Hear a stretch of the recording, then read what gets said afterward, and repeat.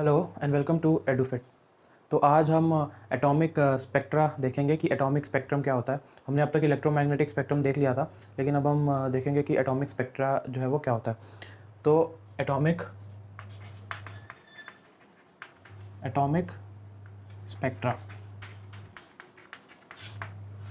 Atomic spectra तो हमें पता है जब अगर कोई वाइट लाइट है, जैसे कि सनलाइट है, उसको अगर हम जब वो डिस्पर्स होता है या फिर उसको हम किसी प्रिज्म के थ्रू पास करवाते हैं तो वो अलग अलग कलर के लाइट्स में जो है वो डिस्पर्स हो जाता है। जैसे कि यहाँ पर अगर मैं कोई सोर्स लगा दूँ, यहाँ पर अगर कोई सोर्स है, यहाँ से एक लाइट जा रहा है, और यहाँ पर अगर मैं प्रिज्म लगा देता हूँ बीच में, तो वो यहाँ से क्या होगा, अलग अलग रेडिएशन जो है वो अलग अलग फ्रीक्वेंसीज पे बैंड होने लगते हैं।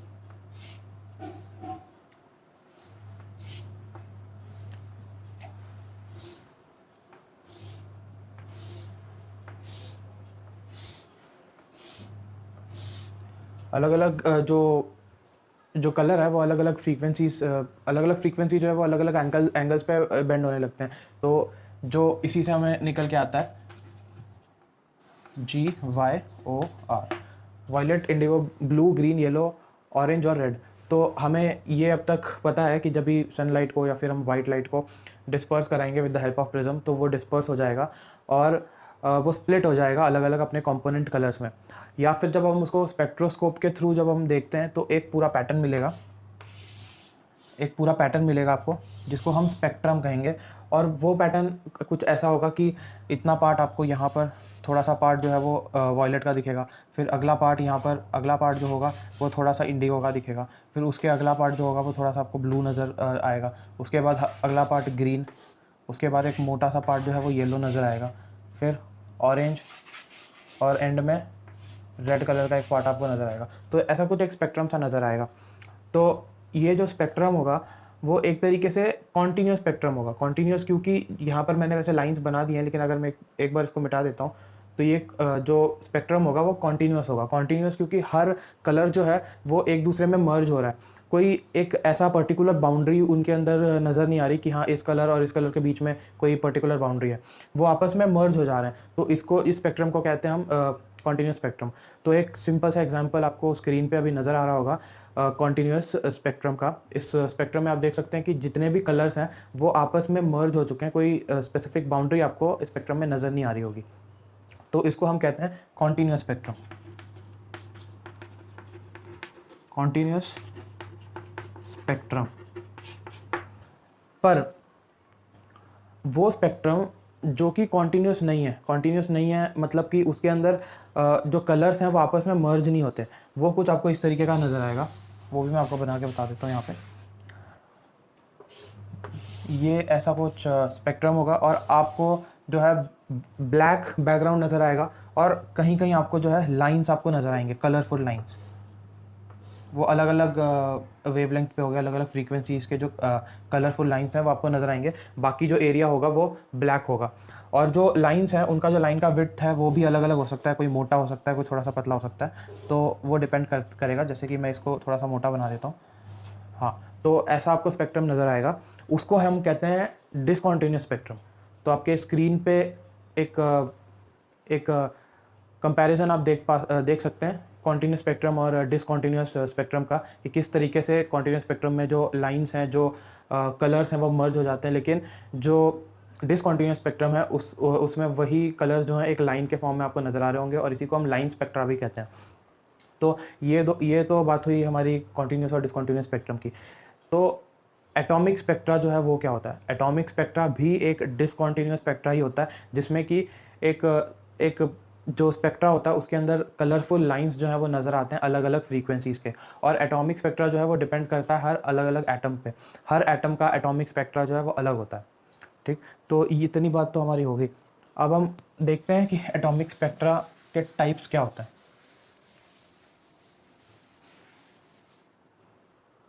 एटॉमिक स्पेक्ट्रा जो है वो दो टाइप्स के होते हैं। पहला होता है एमिशन स्पेक्ट्रा, और दूसरा होता है एब्जॉर्प्शन स्पेक्ट्रा।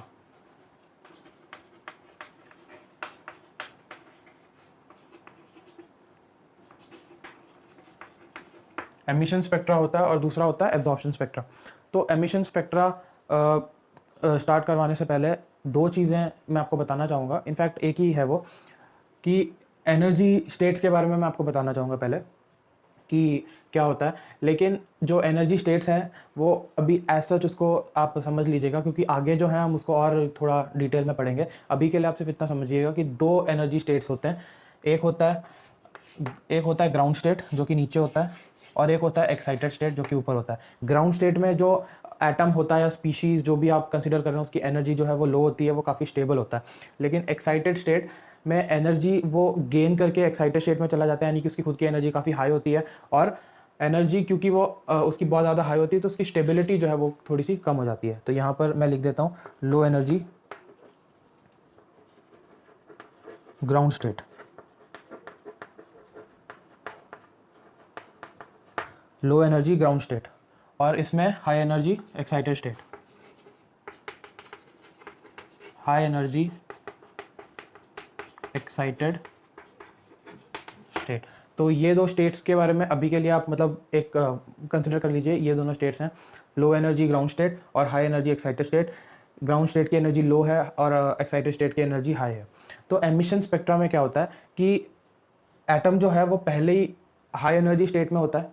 एटम जो है वो पहले ही, एटम या जो भी स्पीशीज आप कंसीडर कर रहे हैं, हम एटम की ही बात कर लेते हैं। तो एटम जो है वो हाई एनर्जी स्टेट में होता है, लेकिन जब वो हाई एनर्जी से लो एनर्जी स्टेट में आता है, हाई एनर्जी से लो एनर्जी स्टेट में एटम जब आता है तो वो एनर्जी रेडिएट करता है। जब वो आता है तो यहाँ से एनर्जी जो है वो रेडिएट करता है, और जो एनर्जी यहाँ से वो रेडिएट करता है उसको हम स्पेक्ट्रोस्कोप, जो इंस्ट्रूमेंट है स्पेक्ट्रोस्कोप, उसकी मदद से हम उसको देखते हैं। बेसिकली उसको हम सिंपल टर्म्स में अगर हम बनाना चाहें तो वो एक प्रिज्म होता है और उसके साथ यहाँ पर एक स्क्रीन सा लगा होता है, जिसके ऊपर जो भी यहाँ से वेवलेंथ आ रही है, जो भी यहाँ से फ्रीक्वेंसीज आ रही है लाइट की या रेडिएशन आ रहा है, उसको वो अलग अलग कंपोनेंट्स में जो है वो डिस्ट्रीब्यूट कर देता है, डिस्पर्स कर देता है।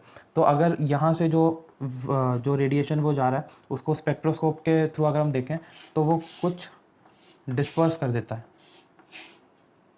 कुछ इस तरीके से वो डिस्पर्स कर देता है, और आपको यहाँ पर एक स्पेक्ट्रा नज़र आता है। यहाँ पर आपको एक स्पेक्ट्रा नज़र आता है जो कि लाइन स्पेक्ट्रा होता है, जैसे कि मैंने पहले बताया डिसकंटिन्यूअस स्पेक्ट्रा होता है। और ये स्पेक्ट्रा कुछ इस तरीके का आपको स्पेक्ट्रा नज़र आएगा। जो लाइन है उनकी जो विड्थ है वो अलग अलग हो सकती है, तो इस तरीके का आपको स्पेक्ट्रा नज़र आएगा। तो इस स्पेक्ट्रा को हम क्या कहते हैं, एमिशन स्पेक्ट्रा। एमिशन स्पेक्ट्रा का मतलब ये होता है कि कोई एटम जो कि पहले से ही एक्साइटेड स्टेट में है वो ग्राउंड स्टेट में आता है।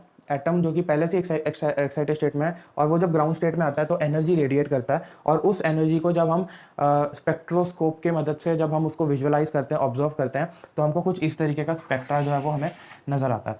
और यहाँ पर एक समझने वाली चीज़ है कि ये जो मैंने यहाँ पर लाइंस बनाए हैं ये डिफरेंट कलर्स के लाइंस हो सकते हैं, ये डिफरेंट कलर के लाइंस जो है वो हो सकते हैं, और जो इनका बैकग्राउंड होगा ना वो ब्लैक होगा। Coloured lines on black background, ये बहुत इंपॉर्टेंट चीज़ है एमिशन स्पेक्ट्रा के लिए। और एक एग्जांपल भी हम बहुत इजी एग्जांपल हम ले सकते हैं हाइड्रोजन एटम का, कि हाइड्रोजन एटम का एमिशन स्पेक्ट्रा किस तरीके से बना, या फिर जो भी एक्सपेरिमेंटल जो चीज़ें थी वो क्या होती हैं। तो वो भी हम एक बार देख लेते हैं छोटा सा, सिर्फ हाइड्रोजन के लिए ही नहीं, मतलब इस चीज़ को हम किसी भी एटम के लिए, किसी भी गैस के लिए जो है हम इम्प्लीमेंट कर सकते हैं। तो एक इलेक्ट्रिकल डिस्चार्ज ट्यूब है, ये इसके एंड्स हैं जो कि लगे हुए हैं यहाँ पर, और इसके अंदर हमने बहुत ही लो प्रेशर पे अगर हमने कोई गैस ले लिया, मान लेते हैं हाइड्रोजन गैस ले लिया, इसके अंदर H2 गैस, तो हाइड्रोजन के एटम्स हैं इसके अंदर। तो क्या किया हमने इसके अंदर, ये क्योंकि एक इलेक्ट्रिकल डिस्चार्ज ट्यूब है, हमने एक स्पार्क जनरेट किया। स्पार्क जनरेट करने के वजह से जो हाइड्रोजन एटम्स हैं वो एक्साइटेड हो गए, और अगर जब वो एक्साइटेड हो गए तो उन्होंने एनर्जी रेडिएट करना शुरू किया। एनर्जी जब उन्होंने रेडिएट किया, क्योंकि एक्साइटेड पहले से ही थे, फिर वो ग्राउंड स्टेट में आ गए, तो जब वो ग्राउंड स्टेट में आ रहे थे तो उन्होंने एनर्जी रेडिएट किया। तो क्या होता है कि हम एमिशन क्यों कहते हैं, हम एमिशन इसलिए कहते हैं क्योंकि यहाँ पर एटम्स जो हैं वो जब एक्साइटेड स्टेट से ग्राउंड स्टेट में आते हैं तो वो खुद ही एनर्जी रेडिएट करना स्टार्ट करते हैं, एनर्जी जो है वो एमिट करना शुरू करते हैं। तो एनर्जी जब एमिट करना शुरू करते हैं, that is in the form of coloured light आप कह सकते हैं, फिर डिफरेंट फ्रीक्वेंसीज आप कह सकते हैं। तो ये जब ग्राउंड स्टेट से एक्साइटेड स्टेट में आता है तो ये क्या करता है, एनर्जी रेडिएट करने लगता है। और यहाँ पर हमने अगेन एक प्रिज्म लगाया हुआ है, या जो भी है स्पेक्ट्रोस्कोप हमने लगाया हुआ है, जिसके मदद से हम इसको स्टडी करते हैं। और यहाँ पर जो है एक स्क्रीन सा हमने लगा दिया है और यहाँ पर हमें वो जो भी स्पेक्ट्रम है वो उस स्क्रीन पे ऑब्जर्व हम कर लेते हैं। तो वो स्पेक्ट्रम आपको कुछ इस तरीके का नज़र आता है, ऐसा, ये ऐसा कुछ आपको स्पेक्ट्रम जो है वो नज़र आता है। लेकिन ध्यान देने वाली बात ये है कि जैसा कि मैंने आपको पहले ही कहा कि जो स्पेक्ट्रम है उसका जो बैकग्राउंड है वो ब्लैक होता है और जो फ्रीक्वेंसी होते हैं या फिर जो लाइंस उसके ऊपर नज़र आते हैं, कलर्ड लाइंस, वो ब्लैक बैकग्राउंड के ऊपर लाइंस होते हैं और उनका जो विड्थ होता है वो हर अलग अलग लाइन का अलग अलग होता है। तो ये एमिशन स्पेक्ट्रा के बारे में मैंने आपको बताया।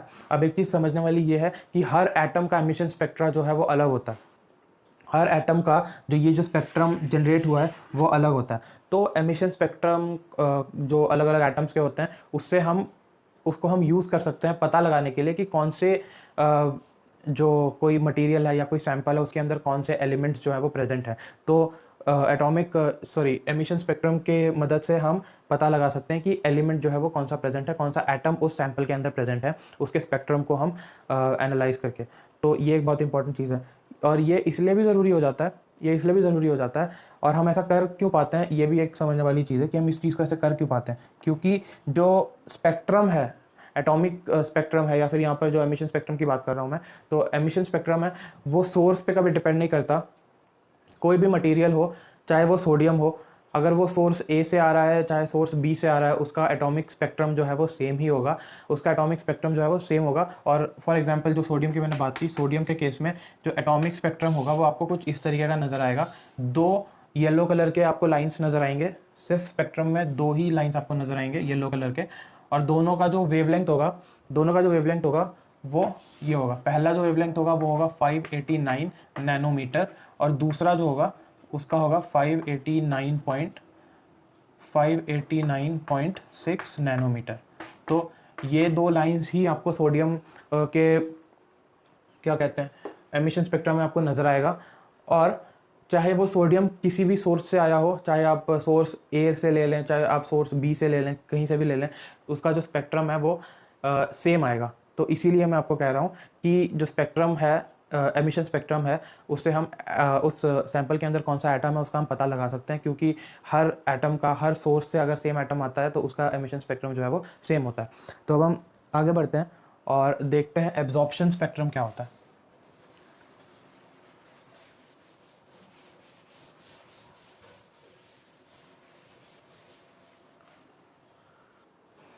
एब्जॉर्प्शन स्पेक्ट्रम, तो जैसे कि मैंने बताया आपको कि 2 एनर्जी स्टेट्स, जैसे आपको मैंने मानने को कहा था, हायर एनर्जी स्टेट और लोअर एनर्जी स्टेट। इसको मैं ग्राउंड स्टेट GS लिख देता हूँ, हायर एनर्जी स्टेट को एक्साइटेड स्टेट लिख देते हैं। ठीक, तो ग्राउंड स्टेट और एक्साइटेड स्टेट। अब क्या होता है कि हमारा एमिशन स्पेक्ट्रा के केस में क्या था कि एटम्स जो है पहले एक्साइटेड स्टेट में थे, वो ग्राउंड स्टेट में आते हैं तो एनर्जी रेडिएट करते हैं और उसी को हम स्पेक्ट्रोस्कोप के मदद से स्टडी करते हैं और वहाँ से हमें एक एमिशन स्पेक्ट्रम जो है वो डेवलप होता है, वो ऑब्जर्व होता है। लेकिन जब हम एब्जॉर्प्शन स्पेक्ट्रा की हम बात करते हैं तो एब्जॉर्प्शन स्पेक्ट्रा के केस में क्या होता है कि एटम जो है वो पहले से ग्राउंड स्टेट में है, वो एनर्जी को एब्जॉर्ब करता है। वहाँ पर एनर्जी को वो हाई स्टेट से एक ग्राउंड स्टेट में आते आते वो एनर्जी एमिट करता था। यहाँ पर एटम जो है वो पहले से ग्राउंड स्टेट में है, वो एनर्जी को यहाँ पर एब्जॉर्ब करता है और सीधे एक्साइटेड स्टेट में चला जाता है। यहाँ से एनर्जी, मान लीजिए कुछ hν एनर्जी हमारी, उसको वो एब्जॉर्ब कर लेगा और हायर एक्साइटेड स्टेट में चला जाएगा। और जब वो एक्साइटेड स्टेट में चला जाएगा तो जो एनर्जी यहाँ से उसको पहले से मिल रही थी उसमें से कुछ एनर्जी को वो खुद ही एब्जॉर्ब कर लेगा। इसीलिए जो एब्जॉर्प्शन स्पेक्ट्रा होता है वो आपको कुछ इस तरीके का नजर आता है। यहाँ पर एब्जॉर्प्शन स्पेक्ट्रा आपको कुछ इस तरीके का नजर आएगा। जो बैकग्राउंड है वो कलर्ड बैकग्राउंड होता है। इसको पूरा ही बना देता हूँ।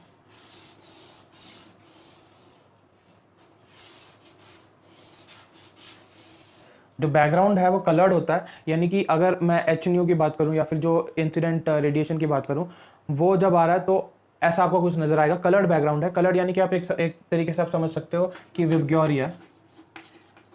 अब मैं यहाँ पर आपको वो दिखा नहीं सकता। तो विबग्योर का मतलब है कि एक अच्छा खासा आपको जब वाइट लाइट सेपरेट हो रहा होता है तब क्या नज़र आता है, वो आपको यहाँ पर वो बैकग्राउंड आपको नज़र आएगा। लेकिन जब यहाँ से वो एक्साइटेड स्टेट में चला जाता है तो इसमें से कुछ वेवलेंथ या कुछ फ्रीक्वेंसी के रेडिएशन को वो एब्जॉर्ब कर लेता है। कुछ फ्रीक्वेंसी के रेडिएशन को एब्जॉर्ब कर लेता है। तो एब्जॉर्ब करने के बाद होता क्या है, आपको अल्टीमेट जो एटॉमिक स्पेक्ट्रा है वो कुछ ऐसा नज़र आता है, जिसमें कि आपको एक कलरफुल बैकग्राउंड पे ब्लैक कलर के लाइंस आपको नजर आएंगे। और उस जो लाइंस है, ब्लैक कलर के जो लाइंस होंगे, उनकी विड्थ जो है वो अलग अलग होगी। तो ऐसा आपको कुछ नज़र आएगा। यहाँ पर जो है वो पूरा आपका कलर्ड जो है वो होगा, बैकग्राउंड जो है वो पूरा कलर्ड होगा, और जो लाइंस जो है वो काले रंग की लाइंस नज़र आएंगी। इसका मतलब ये है कि उस रंग को, उस कलर को, उस रेडिएशन को जो बॉडी है उसने अपने अंदर एब्जॉर्ब कर लिया, और वो फिर एक्साइटेड स्टेट में चला जाता है उनको एब्जॉर्ब करने के बाद।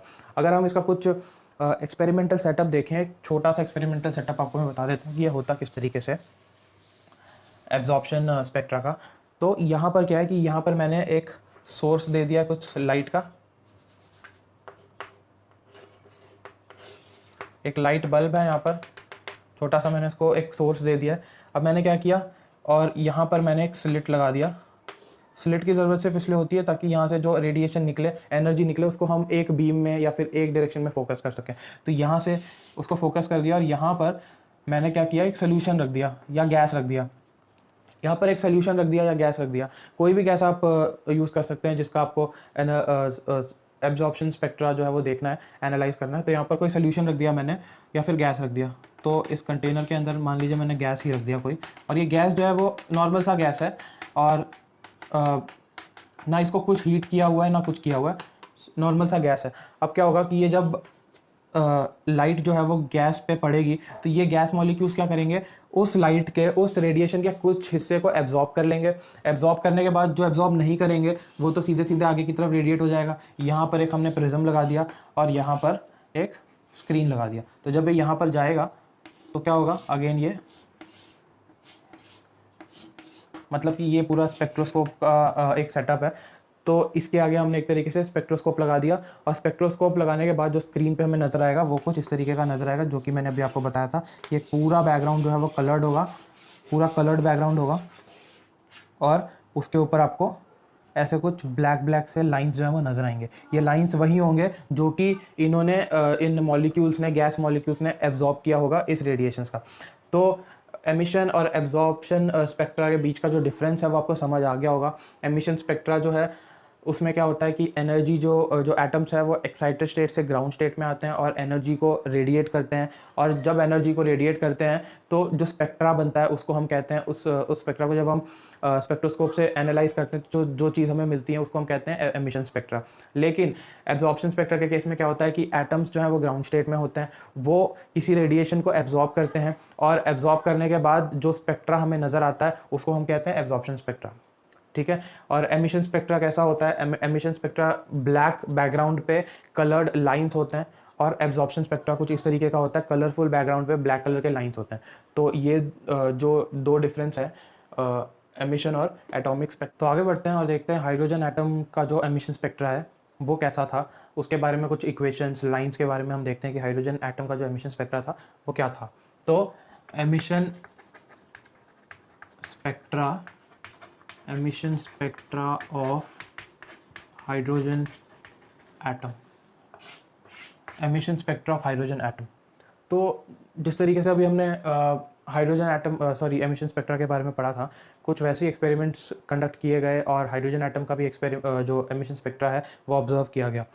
तो हाइड्रोजन एटम का जो एमिशन स्पेक्ट्रा था वो लाइट के किसी एक रीजन में फॉल नहीं करता था, इलेक्ट्रोमैग्नेटिक रेडिएशन के किसी एक रीजन में वो फॉल नहीं करता था, वो 3 अलग अलग रीजन में फॉल करता था, यूवी, विजिबल और आईआर रीजन में।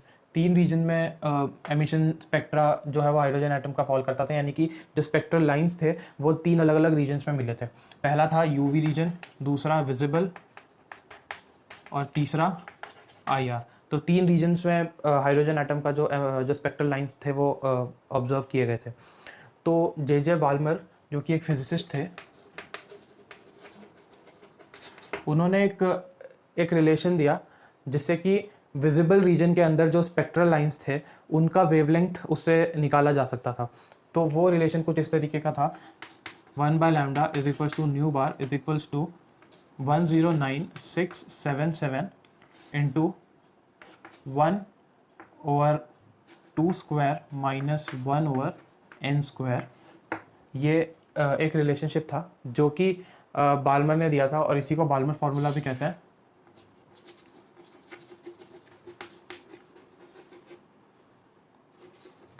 बाल्मर फार्मूला कहते हैं इसको। तो ये जो बाल्मर फार्मूला है, इससे जो वेवलेंथ निकल के आती थी, वो वेवलेंथ जो है वो जो लाइट के विजिबल रीजन में फॉल करती थी, वो वेवलेंथ जो थे, जो लाइंस वहाँ पर थे उन वेवलेंथ के कोरस्पॉन्डिंग, वो लाइट के विजिबल रीजन में फॉल करते थे। जैसे कि अगर किसी एक वेवलेंथ की अगर मैं बात करूँ, और यहाँ पर ना जो सबसे पहले तो हम ये देख लेते हैं कि यहाँ पर n की वैल्यू क्या है। n की वैल्यू, n जो है वो एक इंटीजर है, n एक इंटीजर है जिसकी वैल्यू 2 से बड़ी है, n इज ग्रेटर देन 2, और n क्या है, इंटीजर। n एक इंटीजर है जिसकी वैल्यू 2 से बड़ी है। तो अगर मैं यहाँ पर n के लिए, n के जगह पे मैं अगर यहाँ पर 3 पुट कर देता हूँ तो वैल्यू क्या आ जाएगी, 1/λ is equals to 109,677 1/2 square minus 1/3 square which is equals to 109,677। ये क्या हो जाएगा, 9 minus 4 divided by 36 which is equals to 5 into 109,677 divided by 36। इसकी वैल्यू क्या है, 1/λ। यहाँ से लैम्डा की वैल्यू आ जाएगी 36 डिवाइडेड बाय 5 इंटू 109,677। तो ये वैल्यू यहाँ से आ जाती है। और हाँ, ये बहुत इंपॉर्टेंट चीज़ है समझने की कि यहाँ से जो ये वेव नंबर की वैल्यू आ रही थी, ये पर सेंटीमीटर में थी, पर सेंटीमीटर में थी। तो ये जो यहाँ से लैम्डा की वैल्यू आएगी या फिर वेवलेंथ की वैल्यू आएगी, वो क्या होगा, वो सेंटीमीटर में होगा, वो क्या होगा, सेंटीमीटर में होगा। तो यहाँ से लैम्डा की वैल्यू आ गई।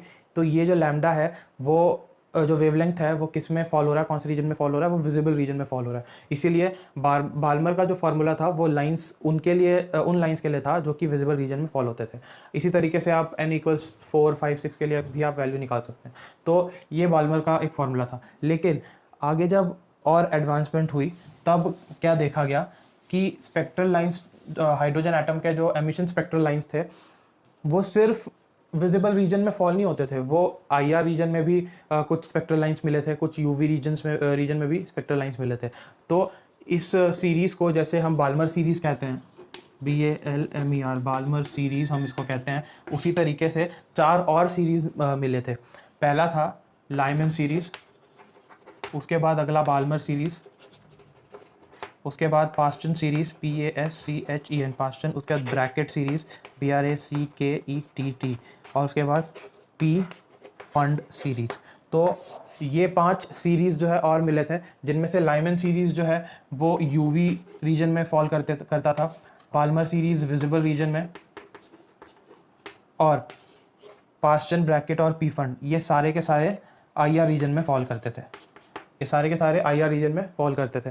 तो ये 5 सीरीज़ जो है वो हाइड्रोजन एटम के एमिशन स्पेक्ट्रा में भी ऑब्जर्व की गई।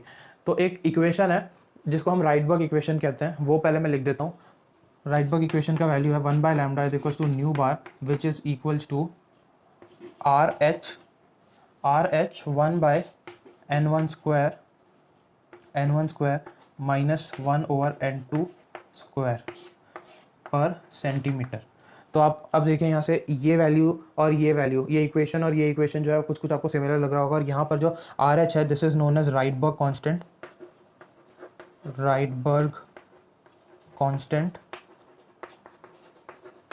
विच हैव वैल्यू 109,677। तो जो वैल्यू थी राइटबर्ग कांस्टेंट की और इस ऊपर, ये दोनों वैल्यू सेम है। और आप यहाँ पर देख सकते हैं कि ये इक्वेशन और ये इक्वेशन आपको कुछ सिमिलर लग रहा होगा, सिर्फ यहाँ पर n1 स्क्वायर है और यहाँ पर 2 स्क्वायर है। तो आप कह सकते हैं कि जो पहला इक्वेशन है, वो जो सेकंड इक्वेशन है वो कुछ जनरलाइज फॉर्म है पहले इक्वेशन का, या फिर जो पहला इक्वेशन है वो एक तरीके का स्पेशल केस है सेकंड इक्वेशन का। जब आप n1 की वैल्यू 2 पुट कर लेते हैं तो आपका जो राइटबर्ग इक्वेशन है, जो कि जनरल इक्वेशन है, वो बाल्मर फार्मूला में कन्वर्ट हो जाता है। तो जो राइटबर्ग इक्वेशन है, इस इक्वेशन की मदद से, इस इक्वेशन के हेल्प से आप ना सिर्फ बाल्मर सीरीज़ या फिर बाल्मर जो सीरीज़ है उसके अंदर जो लाइंस किन किन वेवलेंथ पे आते हैं वो आप पता कर सकते हैं, बल्कि ये जो Lyman series, Balmer, Paschen, Brackett, P Pfund जितने भी सीरीज़ हैं, उनके जो वेवलेंथ हैं उनकी वैल्यूज़ का पता लगा सकते हैं इस इक्वेशन के मदद से। अब यहाँ पर बहुत इंपॉर्टेंट चीज़ आ जाती है कि यहाँ पर जो n2 की वैल्यू है N2 की वैल्यू है वो हमेशा N1 से बड़ी होनी चाहिए। N2 की वैल्यू जो है वो हमेशा N1 से बड़ी होनी चाहिए। N2 की वैल्यू जो है हमेशा N1 से बड़ी होनी चाहिए। तो एक चीज़ हम यहाँ पर देख लेते हैं कि किस तरीके से इस फॉर्मूले को आप इम्प्लीमेंट यहाँ पर कर सकते हैं।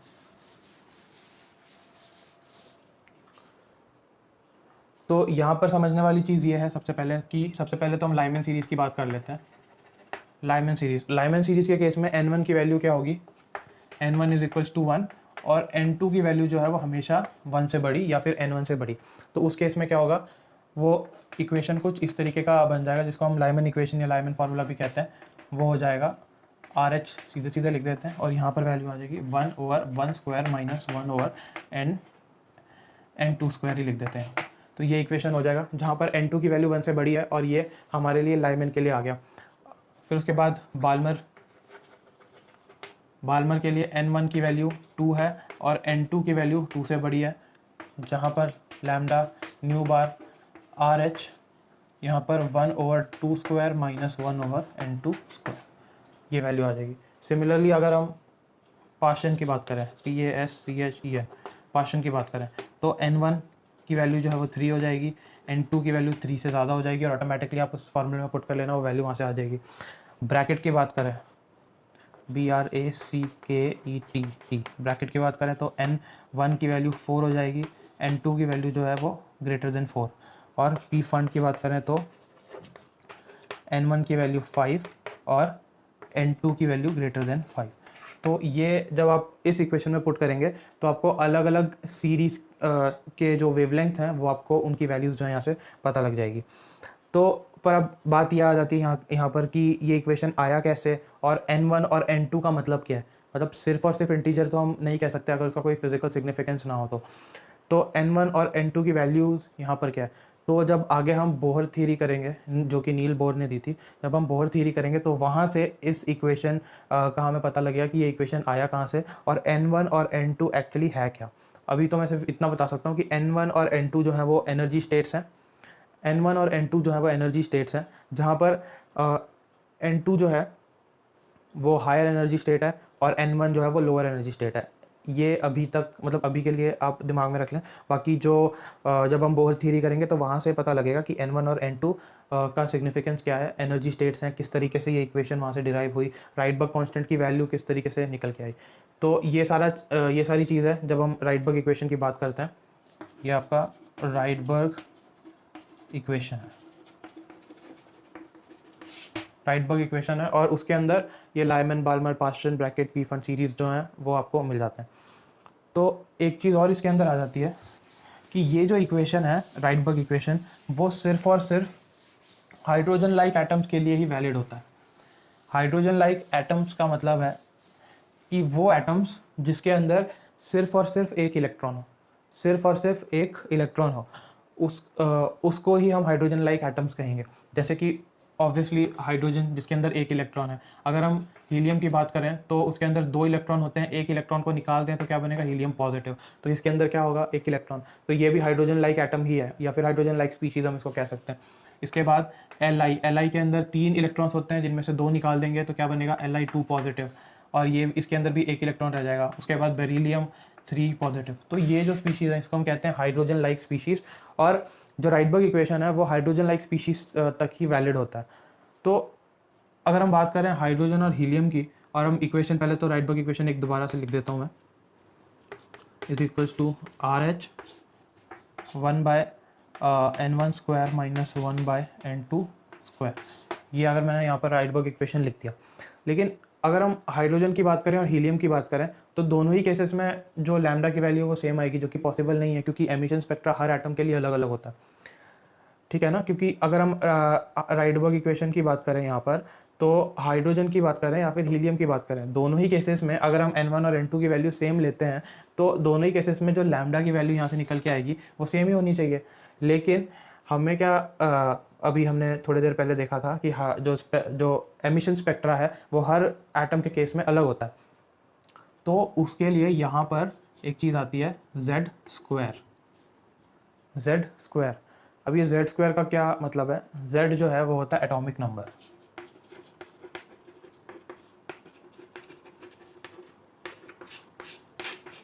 Z का मतलब होता है एटॉमिक नंबर। तो अगर हम हाइड्रोजन के केस में लें तो Z की वैल्यू कितनी आ जाएगी 1, हीलियम के केस में लें तो Z की वैल्यू कितनी आ जाएगी 2। बेशक उसके अंदर एक ही इलेक्ट्रॉन है लेकिन एटॉमिक नंबर 2 है उसका, तो हम 2 लेंगे। लिथियम के केस में Z की वैल्यू 3, बेरिलियम के केस में Z की वैल्यू 4। तो ये एक इक्वेशन यहाँ से एक आ जाती है जो कि टोटल इक्वेशन आप कह सकते हैं Rydberg equation hydrogen like species के लिए, अलग अलग हाइड्रोजन लाइक स्पीशीज़ के लिए।